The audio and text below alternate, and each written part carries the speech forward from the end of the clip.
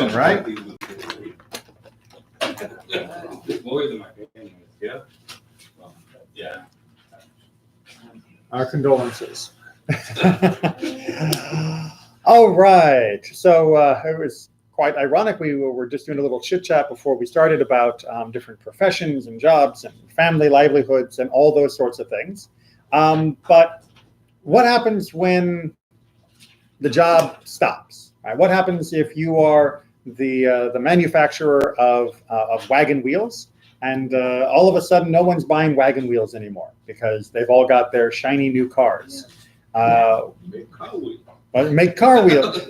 Not exactly the same skill set, but you're right. So we might hope that the person will shift over to a comparable business or take a job in a different kind of trade. But it's not always easy to make that jump, especially if you're a farmer. Farmers have unique problems because a modern person, do a quick little graph here just because I like drawing. Right, a modern person basically has an income that looks like this, right, throughout the year, right? So this is January, that's December. Each month, their income is basically going across a flat line, right? You can take your salary, divide it by 12. That's how much you're probably going to get each month. Make sense? Right? If you are a farmer, right, your income basically goes like this. Nothing, nothing, nothing, nothing, nothing. Harvest! Nothing, nothing, nothing. Depending upon what kind of harvest you got. Now, it's not quite that stark. There are some other, the winter, late winter, early spring harvests and such, but they're insignificant compared to the main summer harvest that we are now currently working our way through if you were still a farmer. That's one reason why the high holidays happen right after this massive harvest, and especially why Sukkot happens right after this massive harvest. But that also means that if you are getting nothing, nothing, nothing, nothing, harvest fails, now what happens? Big problem, right? Because, okay, let's say I get laid off of work for a month, but then I get brought back. Okay, I missed a month's salary, and that's no good for anyone, but I've still got 11/12 of my salary remaining, and I'm able to limp along, eating just, ramen for a while, and I can pull myself full, hopefully, and get by. If you miss that window of the major payoff, if there was a drought, there were bugs and pestilence, there were raiders that burnt the crops, you're going to wait a whole nother year before you can cash in again. And trying to prepare for the next year, well, guess what you need to prepare for the next year? Money. Right? So it's making that cycle when you've lost one of your runs on it is absolutely terrifying and very, very difficult. So what do?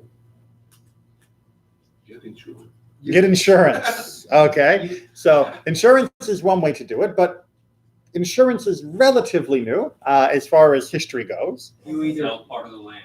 All right, so you could sell your land, right? Or you sell your property, or sell your movable property, right? Or you get a loan on it, or borrow money, right? Borrow that money. Was the main solution in the ancient world. And you put something up as collateral for that. Take a loan. Yeah, right. I take a loan. When Judaism talks about loans in throughout the Torah, this is primarily the situation they're dealing with. They're not talking about somebody who says, I'd like to buy a new car because, this new one is great. I need a loan. And they go down to the bank and they get a car loan. They're talking about someone was expecting their harvest to come in. Nothing came or too little. And now they need to plant and get ready for the next year and hope that will be better. But to plant, they need cash, or at least the seed, to plant, to start that over again. The seed money. It's exactly what seed money comes from. And if they have nothing to grind. So this is a major issue. So that's why when you look at the legislation throughout the Torah regarding loans, they are all framed as poverty legislation. Right? And that's why there was no interest charged on these loans. Because if the person is just trying to pick themselves up after a catastrophe to profit off of their misfortune, by forcing them to pay you interest back as they're trying to dig themselves out of a hole, well, you're just making their hole deeper. So that is why the Torah prohibited the use of interest on loans. And then once we get into later capitalist ideas, then the rabbis have to come up with, well, this isn't actually a loan, because if it was a loan, there wouldn't be interest. It becomes more of a form of partnership, which is why you can have interest type devices that aren't actually loans under Jewish law, but they are used for more supporting other business ventures rather than for supporting poverty. In poverty, it is still 100% interest-free loan. That is what Judaism says needs to be done. So in the seventh year, when they forgive the debts, this does get forgiven, or it's not a loan, it's... Yes, this usually would get forgiven. And then in the 50th year, of course, any land that was sold would have reverted back to the original owners as well. There are some ways around that, which the rabbis needed to work out, primarily because people were being jerks. Someone would say, hey, I need money to, be able to plant, and I'll pay you back over the next 3-4 years as I, get my crops in. And the person says, yeah, but in 2 years, it's going to be the sabbatical. And if I give you that loan, how do I know it's going to come back? Sorry, I can't help you, and just walk by the person on the street.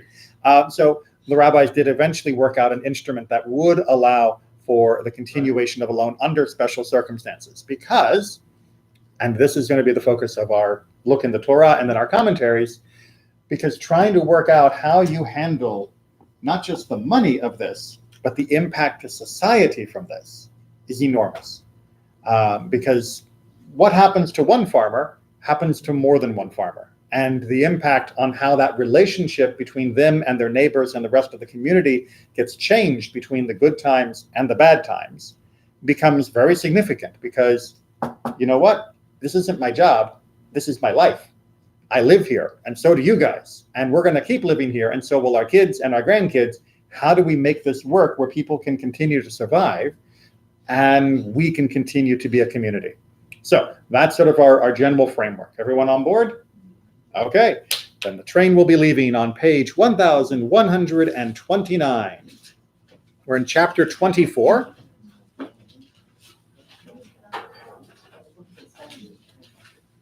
(1129), chapter 24, and we're going to start with verse 6.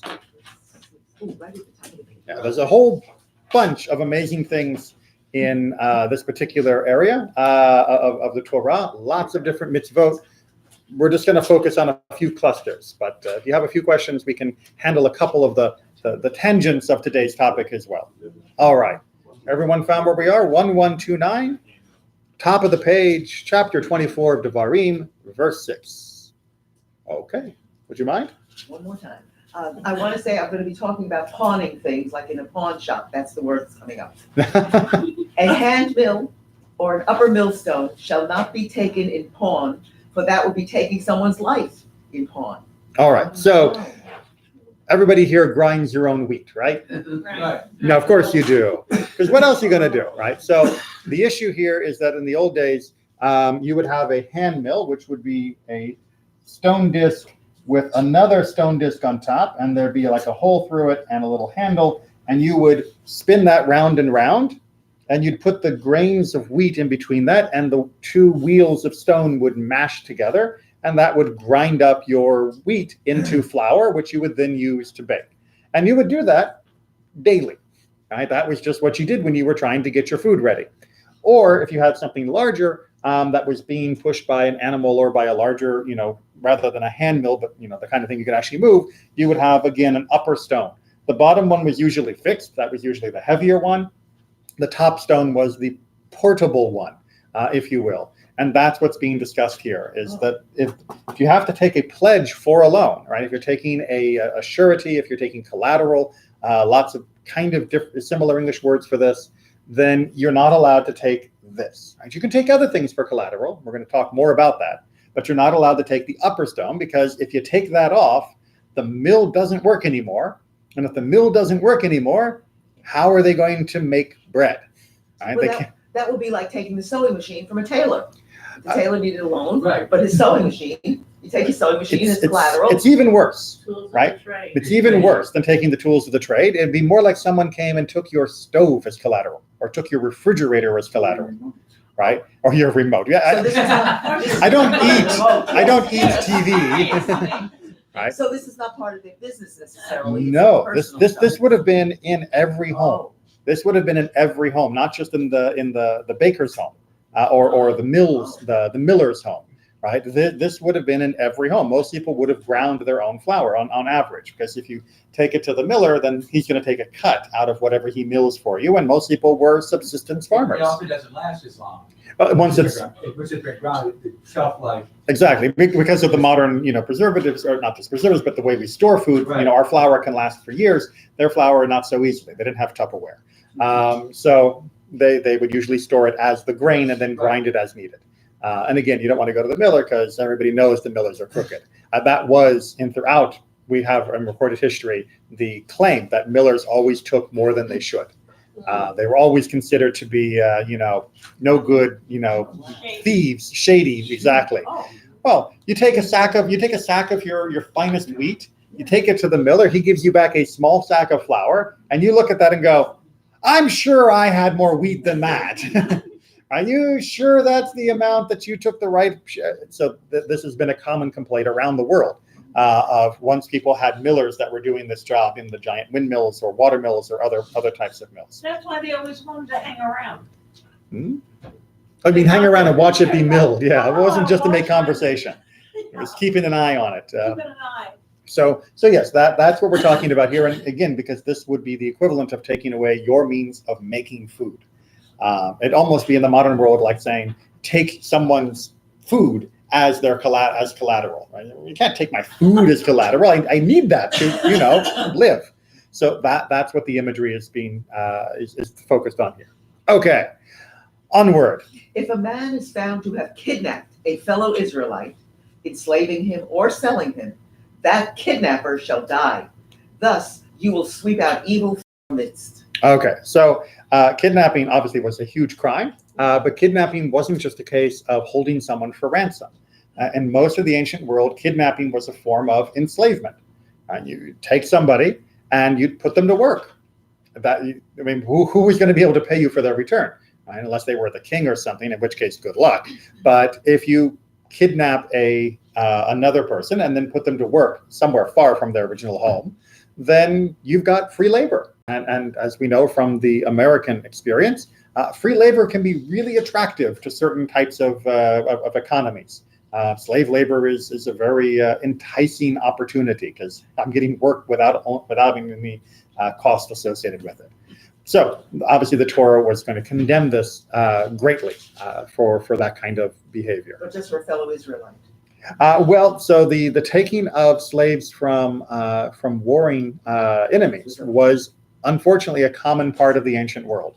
One that eventually Judaism also legislated out by putting too many limits on how it would happen. But among a person who we knew was free and would have no possible reason for holding them as a slave, then that would be an Israelite. All right, verse 8. In cases of a skin affection. Right, that's our sara'at, which we've talked about before, often translated as leprosy, but not really leprosy. In that case, be most careful to do exactly as the Levitical priests instruct you. Take care to do as I have commanded them. Remember what the Lord your God did to Miriam on the journey after you left Egypt. Okay, just a little reminder, a while ago, but she was afflicted with sara'at after she spoke poorly of Moses's wife, or she and Aaron, but she was the ringleader, or about Moses himself. It depends on exactly which commentary you want to follow and understand that whole episode, but she definitely spoke out of turn. She definitely was engaging in inappropriate dialogue, if to be generic about it. So she was either bad-mouthing his wife or bad-mouthing Moses himself. One way or another, she was bad-mouthing. Even if it was meant to be for good, it was considered bad, and that was why she was afflicted with a temporary case of sara'at, of this skin affliction. We with it? Okay. All right. Back to our pawning. Okay, when you make a loan of any sort to your countryman, you must not enter his house to seize his pledge. You must remain outside while the man to whom you made the loan brings the pledge out to you. Okay, so this is collateral, right? So let's say I'm making a loan to help the person get over the catastrophic harvest that they had.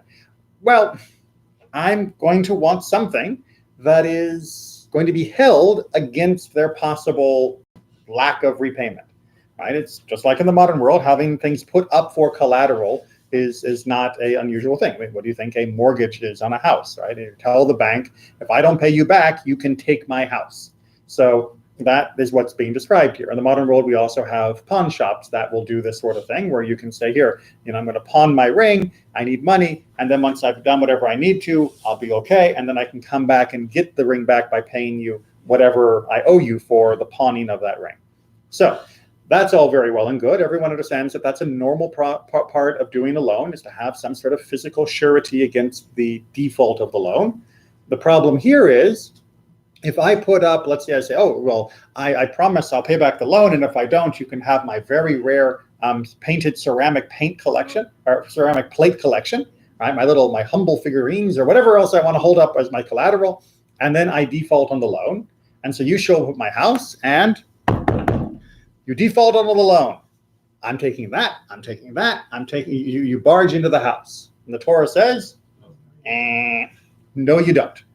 No, but why not? I mean, apart from the fact the Torah says no, right? It is mine. It's my right to have those things that were taken that were set as pledge. What? Trespassing. You get into his house. Yeah, but it's my property. My stuff in there. It's my stuff in there. Wait, you're going into the house to get the plates, Yeah, He Right. promised, and he and he promised. promised. but But we when made you a go deal. into his house, you may see, oh, that's kind of cool Oh, over there. but even if I'm only taking what I've been promised, Right. even if I'm Okay, only he- taking what I've been promised, I am not allowed to enter his Right. house to do so. The It class. says, Mhm. it says in case he's needy, so what you're taking could be something necessary for his livelihood. I didn't get that far. I didn't get to the next He's part. needy. We're not even talking. No, you're talking about verse 12. We're not talking about me. Right. In verse 11, it's specifically talking about any types of loans, right? Even if this is the Rothschilds, and they made a loan that they defaulted on somehow, I'm still not allowed to enter their house to take their pledge. They have to bring it to me. I think it's because you prevent the guy from, maybe he has the money now, and he can come out and give you the money instead. But, No, so no, he But there's- you're bulging into the house without Right. waiting. But there is another case on this, which is the pledges were often taken while the loan was outstanding, right? So it isn't just taking collateral as payment for the loan. This was also taking collateral like the pawn shop, holding on to it during the loan. So the person clearly can't pay me back, or else they wouldn't have taken the loan. And they told me that I could have their TV set until they did. So I'm going to go in and I'm going to get my TV, because that was the deal. I gave them the money. I'm owed the TV until they pay me back. And this is saying, yes, you are owed the TV until they pay you back, but Okay. you're not allowed to go in and get it. Huh. You're not allowed to go in and get it, which is, It's unusual. oh, wait a minute, how am I going to get it? I'm gonna get it. Right, a fishing line and just, we're going to come back to that. Let's get a few more verses down. If he is a needy man, you shall not go to sleep in his pledge. You must return the pledge to him at sundown, that he may sleep in his cloth, bless you. And it will be to your merit before the Lord your God. Okay, so you ever heard the phrase, the shirt off my back, Yeah. right? Well, people, the shirt off their back was the only shirt they had. In fact, many of the people in the ancient world, and in biblical society, and even in the classical society, you owned your basic tunic, and you often would own a cloak that went around you. That cloak was also your blanket. Right? Just imagine if you wake up in the morning and you take the thing you've been sleeping under and you shake it a few times and you put it over your shoulders and you go off to work. Right? Your blanket was your cloak. The idea of having a piece of cloth that you could afford to just leave sitting in the middle of a room that you had dedicated to sleeping, it was just totally bizarre. Who has the kind of money for that? I mean, yes, rich people did, but the average person didn't. Right? The average person had the clothes they were wearing and the cloak that they also would use in cold weather or to sleep under at night. That was it. So if I need a loan, what am I going to give as a pledge? Well, my cloak. I can't walk around naked, right? So I give my cloak. Well, if I give my cloak and now it's nighttime, I'm going to freeze, or at the very least be, severely more prone to illness or other problems because I don't have something to sleep with under. So the Torah is telling me, fine, during the day, you can hold on to his cloak, and at night, you give it back to him.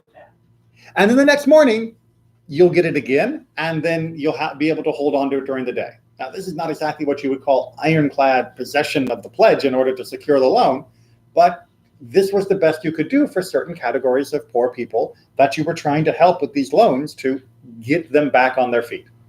But of course, this also means, going along with our verse 10, that every single morning, I can't go into his house and take his cloak blanket. Right? Every single morning, I'm going to have to wait for him to give it to me. Right? It'd just be so much easier if I could show up at 6 a.m., say, all right, I'm here for the blanket, give me it. Just barge in, take it, leave. Much more efficient. But the Torah has told me no. In fact, the Torah has told me I'm going to have to do this every day. Right. Well, you say, right, but this is incredibly inefficient. Imagine a bank trying to do this. I know, nobody's going to play by these rules.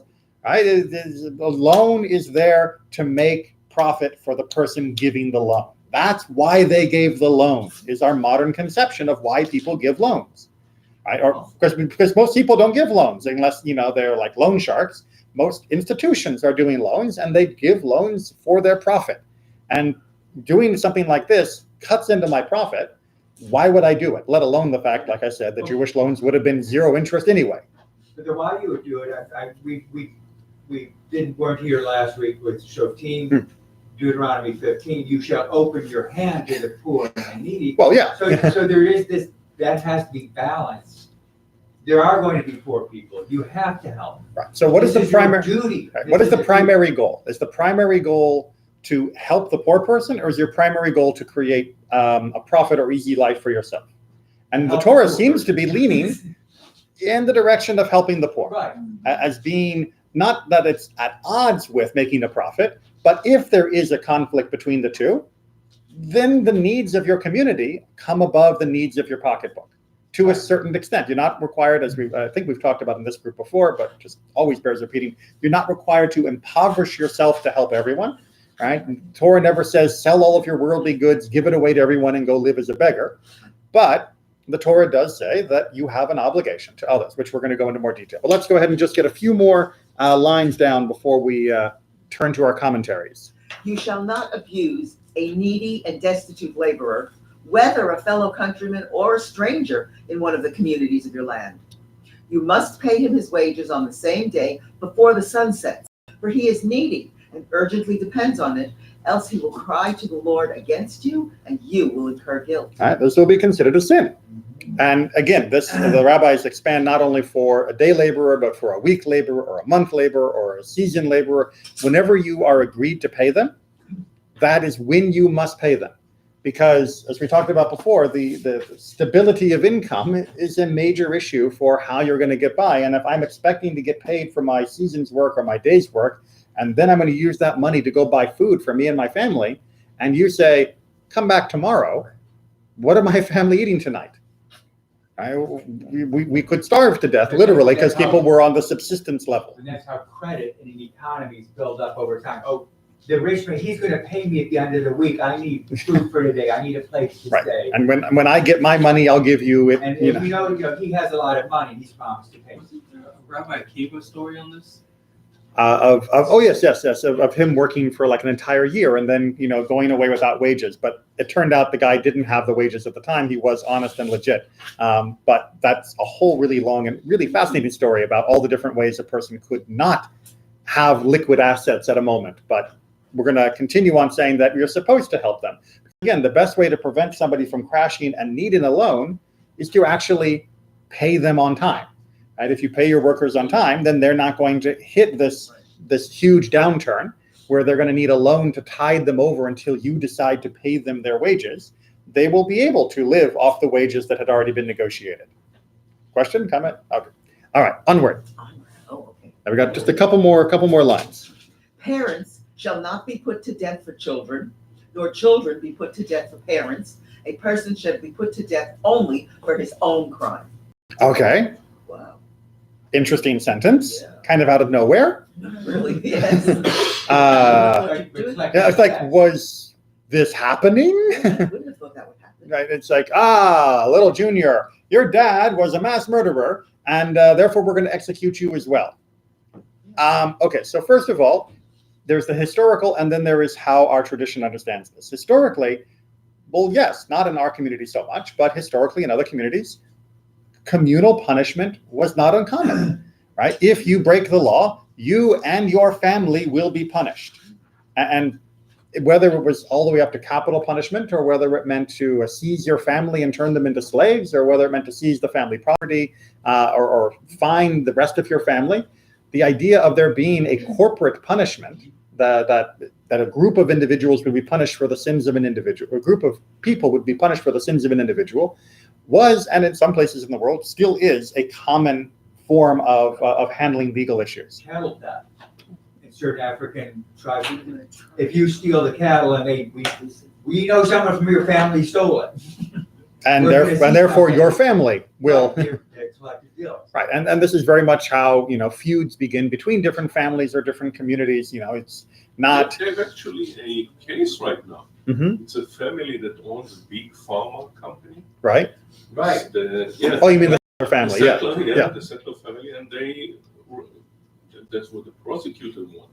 He wants their personal money. Well, I mean the money they made Yeah. by doing what they were doing. They are not saying that way. They say they want their personal fortune. Right. Those personal fortune can be from years ago or from just that. It is often hard to disentangle very complicated finances, but the idea that a person whose family has made X billions of dollars, having sold X billions of particular drugs that were sold, in this case, quite clearly by many numerous court convictions as mislabeled and missold in ways that were intentionally deceptive. This is the opioid crisis, where they specifically the Purdue Pharmaceuticals specifically advocated to doctors to use these new oxycodone and other types of opioids as non-addictive and as ones that couldn't be tampered or abused, which they knew was false. Right, so they deliberately manipulated doctors and used doctors to try and sell more and more of these opioids, knowing that the problems of every opioid, whether it be morphine, heroin, or any of its forms, were right there in these new pills, and therefore has really helped create much of the opioid crisis that we have today. Not the only thing, obviously, there's all the illicit drugs of heroin and fentanyl and other issues, and of course the issues of why people are attracted to opioids at all, really in extreme numbers at this point in our history, is a whole nother conversation. But the fact that this particular family and this pharmaceutical company absolutely banked off of this is undeniable, and they have been convicted in multiple courts on this. So it's not even a question of alleged that our legal system has convicted them. The question is whether you can take their money for it. And then that would say, well, what about the gift they gave to their grandkids? Would you take the grandkid, would you punish them for what the grandfather had done?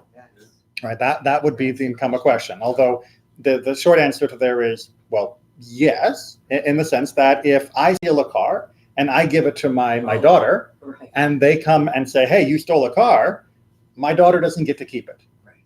Right? If I rob a bank and I take the $1 million and I walk down and I give it to the synagogue, which is what you should do, the synagogue doesn't get to keep the $1 million. Right? The synagogue has to give it back because it was stolen property. So what's that? Oh, well, every king in the world has kept whatever they got by conquest. So certainly there's a history of it not always being just, but it is meant to be returned. Straight. So if I steal $1 million and I invest it in the stock market and I make $10 million, can I then just give back the $1 million? I get to keep the other 9? So then that becomes a much more complicated question of penalties and fines. That's what happens with the opioid thing. Yes, exactly right. It gets much more complicated, which is why we have courts. Instead of one person kicking down the door, to go all the way back to our verse 10 of someone who believes they've been wrong. And that is going to, with only a little bit of time left, Yeah. get us flying into our commentaries. All right. Rabbi, Yes. Too interesting. what about if you vouch for somebody like in the bail bond system, where if you say, if he doesn't show up for court, I'll give you whatever, $10,000. Right. Would that be acceptable under this? So whatever, my so-and-so misses court, Hmm. I'd be punished by having to pay a $10,000 fine. You would have agreed to it. You would have. Yeah. You would have been a knowing participant in the contract. So you could impose these penalties on yourself. Of course, because you're choosing to put your. It's like when you co-sign for a loan for a family member. It's not the bank choosing to come after your assets. You chose to make that agreement, and then that person defaulted, and now you're responsible for it. Right. That was your agreement. That wasn't Yeah. the bank doing it for The to only you. difference there is that's collateral, with the other one's really punitive. Well, I mean, in terms of the punitive, like for the bail bond, it's still collateral. But Right. it's meant to be punishment, really. Well, that it's meant to be punishment, but technically it is just a legal promise to pay a certain amount As punishment. But, in the event that X happens. Okay, let's get to we are prevented. We're on that page. We are prevented. We are prevented from taking a pledge from a debtor. Right, so that's our general rule, right? We're not allowed to kick in the door and take the pledge. That means a borrower, Mhm. with our hands by force, but rather only through the command of a judge and through his agent. That we should not jump and come to the house of a debtor and take a pledge from him or grab a pledge from him when we find him in the marketplace. All right, so let's make sure we understand what he's talking about here. This is Sefer HaChinuch, again, one of my favorite sources for clarifying mitzvot. It says, you don't get to knock down the door and take the pledge. What do? You go to the court, and the court can take the pledge. We're going to actually modify that in a little bit, but we'll just for the moment say the court will be your agent rather than you doing it yourself. Right? This is what we call justice rather than force. And additionally, when you see the guy walking down the street and he's wearing the diamond necklace that's meant to be the pledge, even though you have a right to that pledge, you are not allowed to go up to him in the street and take it off of him. Right? You can get the court to go up to him in the street and take it off of him, but you're not allowed to seize it, even though you have the right legally to that piece of property. Everyone following so far? All right, that's what the Torah is saying. Onward. And about this, it is stated in Deuteronomy, you must not enter his house to seize his pledge. And it's not specifically the house, but the same is true of one who grabs it from his hand in the marketplace. Right, so when it says don't enter his house, we're not talking about the castle doctrine where my house is my castle and therefore special rules apply. This means in any circumstances, you are not allowed to seize by force a pledge that is owed to you by another person. You have to go through the court in order to do that. And now, as I love the fact that Sefer HaChinuch does, he's going to give us some of the reasoning of why he believes this mitzvah is done this way. The roots of the commandments is so that people not be as if abandoned and violence increase in the land, that the big one swallow up the small one and take a pledge from him by force without fear from him, and that the small one not to get his case against the big one from fear of his stature. All right, so what happens if people don't go to the court and you just take the pledge that you're supposed to get? Might makes right. Exactly, right? It's okay, well, then how big are your muscles? Why in all of the mafia movies are the guys going around to collect the money? Why are they big guys? Oh. Physical strength. Right, because the physical strength is what gives them the power to seize what they believe is their due, right? And the same reason why in the modern American system, we may not always have big burly sheriffs who go around to seize property, but they are almost always going to be armed in order to be able to enforce the judge's rules of what property needs to be seized. But there does need to be a certain amount of coercive strength to get something away from another person. What the Torah is saying, the Sefer HaChinuch, is that coercive strength needs to be restricted only under a structure of justice. Because if you don't have that, then it becomes as though we are abandoned, meaning everybody for himself. And once it's everybody for himself, the world is going to very quickly be stratified between those who can and those who can't, those who are strong and those who are weak. And those who are strong will take too much, and those who are weak won't get what they should. Right? Imagine the weak guy loans the strong guy $1,000, and then he comes to collect the $1,000, and the strong guy goes, I don't know what you're talking about. Like, if there's no court system, what's the weak person supposed to do? Well, I can tell you what they're supposed to do. They end up moving to Poland, because that was a big problem, where Jewish people would often make loans to local lords and knights and kings and all sorts of other very high up people in European society. And at different points, they would decide that it was better to kick the Jews out than it was to repay the loan. And the Jews did not have the power to stop them. They were powerless to say, oh no, Mr. King, you have to pay me because the rules are like out if you weren't just killed. So we know exactly what it's like if you don't have an overarching system of justice that can enforce these rules that doesn't rely on the individual might of the litigants. All right, he continues. And so the verse equalized them, so such that one not take a pledge for his debt from his fellow, but rather that it all be done according to the law. And with this will there be a betterment in the civilization of the world, as it is the desire of the Creator that the world be properly inhabited. Right? The world needs to have this rule of law in order for there to have proper habitation, proper civilization, proper communities. Because otherwise, everybody is just going to be arming themselves to the teeth in order to press their rights or deprive someone of their rights. And that doesn't make for a happy world, right? It's often called the state of nature, which, as Hobbes said, was nasty, brutish, and short. All right, he continues. From the laws of this commandment, it is that which they may the memory be blessed, said that it is the same whether it's the creditor or the agent of the court. He is not allowed to go into the house of the debtor and take a pledge from him, but rather the debtor must bring the pledge outside to them. All right, so our sages say that, yes, the court has the right to seize a pledge, but even the court doesn't have the right to kick down your door and take it. We're going to have to come back, well, what are we going to do then? But just think for a moment of saying, yes, the sheriff has the right to collect the debt that is owed, and once the court has established that that is what's owed, but the sheriff can't come into your house and take it. So how does it work? Next paragraph. So what's the difference between an agent of the court and the creditor himself? Right, if neither of us are kicking down doors, what's the difference? Well, the agent of the court is permitted to strip the pledge from the hand of the creditor by force when he finds him outside, whereas the debtor is not permitted to strip it from his hand until the debtor hands it over with his consent. And the rest of the details of this commandments are elucidated in the ninth chapter of Baba Metzia. And there are a lot more details, but this is the general thumbnail, which is the court agents do have the right to seize property outside of a person's home, or to even seize the person and force them to pay up what they're doing. But you don't have the right to violate a person's home and then seize it from them. This is where we do have a sort of castle doctrine, where the humiliation, the shame, everything else that goes with having someone else invade your house to take your stuff, even when they're an agent of the court, is such that the Torah says, no, you're not allowed to do that kind of invasion. You're allowed to still hold them accountable, and you're allowed to hold them until they pay, but you're not allowed to invade that house. Okay, onward with more about how we lend to people. Lend to the poor person according to what is in reach of one's hand, in accordance with what the poor person needs, in order to give him space and to lighten his distress from upon him. Right, so he's trying to point out that at this point, right, where the crop failed and I need a loan, think emotionally of the state that person is in and help them.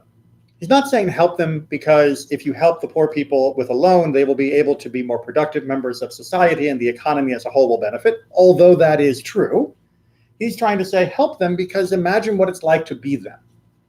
Help them because you should have empathy for their situation and therefore do something to lighten their load. And how does this work and why? And this commandment of lending is stronger and more obligatory than the commandment of giving charity. Right? So if you have $100 and you have one person that you would give the $100 to as tzedakah as a gift, and one person you would give to the person in tzedakah as a loan, which one should you give to, assuming that all other needs are equal? It's not like this one's starving and this one isn't, but assuming that their other needs are equal, you should prioritize giving as a loan. Right? You should prioritize any money that you have to give as giving it in the form of a loan. He goes on to explain. The other way. Well, again, if needs are different, right? If one person shows up naked frozen and hungry at your doorstep, and the other person says, I need $100 to tide me over, you help the naked, frozen, starving person first. But if you have two people who both say, I need help, and one says, I can take a loan, and the other one says, I can't or I won't, you help the one with a loan first.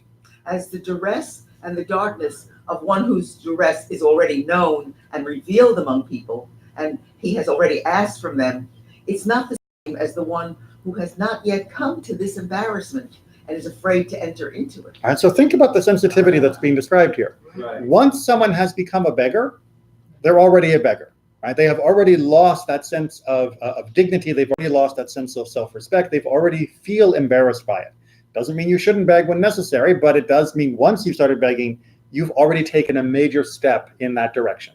Whereas someone else who is near to begging, but hasn't yet, and maybe wouldn't accept tzedakah as charity, can be prevented from reaching that state if you give them tzedakah as a loan. Right, and there are many people out there who will refuse to just accept a handout. Right, they don't want $100 free, right? They just want a loan. And if you say, well, I'm not going to give you a loan, I'm only going to give you $100, then they will continue to suffer until they finally break down and then have to actually beg. And now they're getting a handout. And the sages were saying better to help the person before they reach that level, so that they can bounce back and avoid remaining at that level of being a beggar. Go ahead. Yeah. And if he would have a little assistance of a loan with which to make a little profit, maybe he will never need to come asking. And right, that he might never turn into a beggar if you just help him with a loan now. Right? And if you help him when he's in this dire position, you can prevent his dire position from becoming a catastrophic position. And this is something that's very real for many, many people. You know, my car broke down. I need to get it fixed, and otherwise I can't go to work, right? And the person is not going to accept charity. Okay, so you give them a loan of $500 to get the car fixed. Now they don't lose their job. And they don't lose their job. They get to continue to pay their rent, so they don't become homeless, and they're able to continue, you know, with their kids going to school well, and the kids don't get stressed. They don't have to, you know, do extra jobs. They can focus on their education. And all of these things have been shown over and over again in modern research studies, that when you get into this cycle of poverty, it affects not only the person, it affects the kids, it affects the community around them, because now there is less money going into the local shops.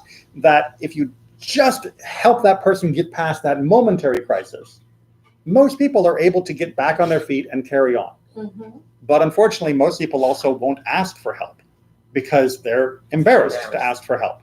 And this is what they're saying is you're trying to do. You're doing triage. You're trying to staunch the person who hasn't become a fatality yet, so that they are able to get back on their feet faster and move out of the way. So then you can help for the long-term indigent cases. But they might both be on the same level Of need, yes. Of need, but this one just says, give me money, and this guy's too embarrassed to say he asked for a loan. But since you don't know what the circumstances are behind their asking for the money, pick the loan first. Exactly. Now, like I said, if there's a ask. difference of need, then we take care of the more needy But first. But if we don't know a difference, That's what we don't know. exactly.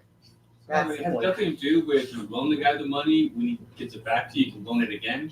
Yeah. And that's not a specific issue. The idea that we should be helping is the main thing. And the question here is, how do we maximize the help that we give? Without embarrassing anybody. Well, and without embarrassing is one of the ways we maximize it, Right. because we can prevent the person from ending up in that situation where it is much harder for them to pull themselves out of. Right now, they're just, coming down. With a little loan, we can help them bounce. Once person's gone below that line, a loan is not necessarily going to help them bounce as easily, right? But we don't know that. This guy may be well below that line also, but he's too embarrassed He to tell you. may, right. And what they're saying is, do the loan first, because we've been taught, do not kill, do not embarrass somebody. Right. And so even if he's below that line, don't ask how much money do you have and how much, just give the loan. Right. Is what they're saying. And again, in modern research, we found this very effective. So, for example, there's programs around the country now called Housing First, which is helping homeless people by giving them homes, whether it be an apartment or or something. What we do in Miami-Dade County is we have two housing plots, which is short-term rental, mortgage, utilities. That always, if someone just says, I just need a 2 months rent to stay in my home and Right. clean job, that gets done immediately. But if someone says, I need a place permanently, that comes second after the person who needs the short. But term. even when And what they have, it's for keeping kids in Right. school, jobs. Right. but for community people who pride. have reached the level of full homelessness, right? They're living under the bridges or whatever. They have found that if you give them a place to live, an actual place to live, not just a shelter, but an apartment somewhere, and you have people check in on them, that is much more effective than saying, well, we need to put you into rehab first, and we need to get you job training first, and we need to do all these. Actually, no, it's much more efficient for both their benefit as well as the pocketbook of the community to pay for rent than it is to pay for all the medical problems they're going to have and all the other issues they're going to have. It's much, much more efficient and helps them then get a job, because who's going to hire a person without an address? Because then they don't have to worry about where am I going to be living next week. Exactly. So this wisdom is eventually creeping back up in through data to let us know that, you know what, helping people to not reach the bottom of that slide is a much more effective way to deal with the issues. Onward. And if God has mercy upon him with profit, he will pay his creditors, and he will live on the remainder. And therefore, our perfect Torah warned us about this, to assist the impoverished man with a loan before he needs to come and ask. As it said in Exodus, if you lend money to my people, and they, may their memory be blessed, said in the Chilta de Rabbi Yishmael, that each and every if in the Torah is optional, except the 3 that are obligatory. And this is one of them. It may sound like you got an option to loan. No, this is actually a commandment to loan. And they prove the matter from that which is written in the way of a command in a different place, you shall surely pledge. Right. And this is why, for example, you will find in most communities and certainly nationally, Jewish-free loan agencies that are organizations specifically set up to give interest-free loans to people that are in need in order to help them avoid going through the slide of the economy that can happen when your harvest just didn't come in, whenever your problem might be. It's why there are also many organizations now that are doing microloans online, whether it be in this country or around the world, where people can give an extra $25, $50 as a loan that will be aggregated to other investors, other people who are doing the same, to give loans for businesses and for assistance and other parts of the world and our own country. The biggest one that I know of is called Kiva, Kiva, which does these microloans to people around the world. We don't have anyone here doing that, right? I know the Jewish Family Services. Jewish Family Services does some of that, but their resources are limited. But there are national Jewish free loan associations. But it's harder to administer because there isn't a local branch that I'm aware of. I believe the nearest Jewish free loan branch is down south in the Miami Boca area, because it's larger community.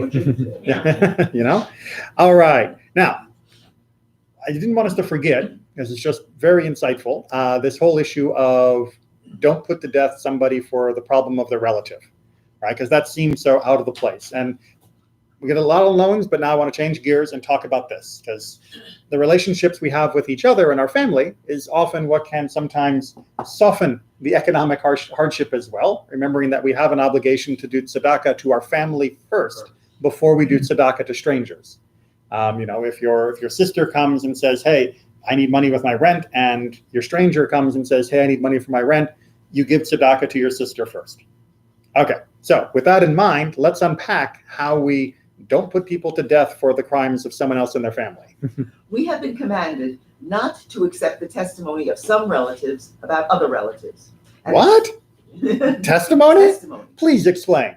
Okay, in Deuteronomy it says, parents shall not be put to death for children, nor children be put to death for parents. And concerning this came the traditional understanding in the Sanhedrin that fathers should not be put to death from the testimony of the sons, and sons should not be put to death from the testimony of the fathers. Okay, so That's different. that's different, right? You probably weren't expecting to take that turn. But the sages said this phrase, fathers not be putting to death for the sons, sons not being put to death for the fathers, is not talking about the crime of the father being attached to the son or vice versa, but about the testimony of one relative against another. That we not rely upon the testimony of relatives when making our decisions, and not only in capital cases. Right, the same is true of financial cases. We do not believe some relatives about other relatives. However, it is mentioned regarding the laws of death sentence by way of hyperbole. that we should not say, since this is causing the loss of life, we should not suspect the relative about him, but instead heed his testimony, since his testimony is to lose the life of his relative. All right, so let's just make sure we're understanding the psychology that they're saying here. This is the you might have thought, remember, which every time the tradition says you might have thought, you would have been wrong. All right, so it's saying you might have thought, oh, well, little Johnny, who's, 14, 15, whatever, legally an adult in Jewish law, he's giving testimony about Big Johnny, his father, and we can rely on little Johnny's testimony because after all, if little Johnny's testimony is true, Big Johnny's going to be executed, and we know that little Johnny would never lie about something that would lead to his father's own execution. Right, now, we've all seen enough modern fiction that we're probably going, sure, I suspect little Johnny immediately. But you can say they were more naive back then, although we're gonna back that up a little bit. But the worry was that if people thought it was okay to testify, then the reason people might have thought it was okay to testify is because no one would ever testify in a way that was harmful to a relative. And therefore, we could rely on them, but no, the Torah tells us we can't rely on them. But we're going to have to unpack that even more. And even though the verse only mentioned the fathers and the sons, the same is true of several other relatives. But it mentions sons and fathers by way of an example, saying that even though one loves the other very much, yet the Torah stated, so these are not believed, that one should condemn the other, and there is no need to say, and exonerate him. And the same is true of some of the other relatives, as the tradition about them has come to us, and we shall mention them in the laws of the commandment with God's help. Right. So we're basically talking about the immediate circle of your relatives with a few other exceptions, which I don't want to go into, but you think of, parents, siblings and spouses and children, right, is the usual circle of the people that are disqualified. Like I said, there are some other exceptions, but those are the main ones to think of. And again, the issue here is that we might have thought that the bonds of love would be so much that if they're giving negative testimony, that we should listen to it, because who would give false testimony about someone they loved? Make sense? Good. And yes, they've never seen a single episode of CSI. Yeah, right. Onward, the roots. Okay. The roots of this commandment are, since the essence of all human matters is dependent upon testimony of people. Right, and just remember, we didn't have DNA evidence, we didn't have circumstantial evidence. We had, I saw Bob do this. That was the most of the evidence that we had in the ancient world. That's right. So the evidence matters. Right, they didn't even have cameras looking to see who was going in. Yeah, no closed circuit Right. TV. Therefore, the omnipresent wanted to distance us from making improper judgment among people, and only to make it with strong and true testimony that is clean from any suspicion. And to strengthen the matter, he distanced us from all the testimony of relatives, even to condemn, lest the habit spread with this to accept them also to exonerate. Right, so once you start saying, oh, well, as long as they're giving negative testimony, we can probably believe it because they would never want to harm their loved one. Eventually, we're going to come to accept their testimony, even when it's positive testimony in behalf of someone, because, we accept testimony of relatives. Once you do it in one side, you almost always end up doing it in the other direction as well. And so it's better to just simply say, no, we're not going to trust any testimony that comes from one of these close family members. And this matter is from the ways of the perfect Torah, always to distance us from snares and things that are similar, the damage be found from them to people. Right, so it's a trap. Right? It's a trap. If you think that you can judge fairly whether or not little Johnny is telling the truth, it's a trap. Right, in my best Adol Akbar voice, it's a trap. You're going to convince yourself that it works this time because I know little Johnny, he loves his dad, and if he tells me that his dad murdered that guy, then little Johnny must be telling the truth, because there's no way he would lie about that. You're going to convince yourself that that's right, and then you're also going to convince yourself that when little Johnny says that Mr. Smith owes his dad 500 shekels, little Johnny's not lying about that either. And eventually, we're accepting testimony from people that are inherently compromised by their relationship with the people involved in the case. And it's better, even if they're telling the truth, it's better to simply say, we can't be sure they're telling the truth, and Just remove their testimony from all of the proceedings. Make sense? All right, round it off. And there is another benefit found from the matter, and that is, since relatives always dwell near one another, their dwelling and being together makes it impossible for them to be saved from sometimes quarreling one with the other. No, really? Really? Relatives, by definition, especially in the ancient world when we all lived on farms and whatnot, meant that we lived near each other. Right? Most people did not pick up and move to Florida. Most people who were born in a town died in a town. That was just the way life worked. And apparently, even in the Middle Ages, and of course in antiquity, living near your relatives meant occasionally you might have an argument. I don't know if you've ever known that, but there are some families where every now and then someone in the family will have an argument with another member of the family. I know it's hard to believe, but I understand from documentaries and history that this has happened on rare occasion. And this is a problem. And if we would believe their testimony one against the other, perhaps in their constant anger of one against the other, their anger would momentarily rise and they would come in front of the court and condemn their heads to the king. And once his anger abates, the relative will almost strangle himself from worry about his relative and about his own deeds. Right. And all the ways of God are straight. We don't want to trust them because they might love each other too much, and we don't want to trust them because they might be angry with each other too often. And those are really good reasons not to accept their testimony. So in American law, if I'm not mistaken, there is a very narrow category of people who are not allowed to testify. And even then, I believe they are allowed to testify if it's given willingly. They're just not forced to testify, right? Whereas in Jewish law, we say, no, doesn't matter whether you want to testify or whether the court wants you to testify, you can't testify because there is so much emotion embedded in all of this that we don't know if your testimony is absolutely accurate. And it doesn't even have to be malicious. It can be spontaneous for just a moment, or it could even be that you're just biased about them, either for good or bad, and it is coloring the way you perceive the events, your memory, and the testimony you give is flawed. Clearly, it's going to be colored by your emotions, and that's what is being pointed out here. Exactly. But as we know, we can't avoid all testimony, even though everyone's testimony has to be colored a little bit.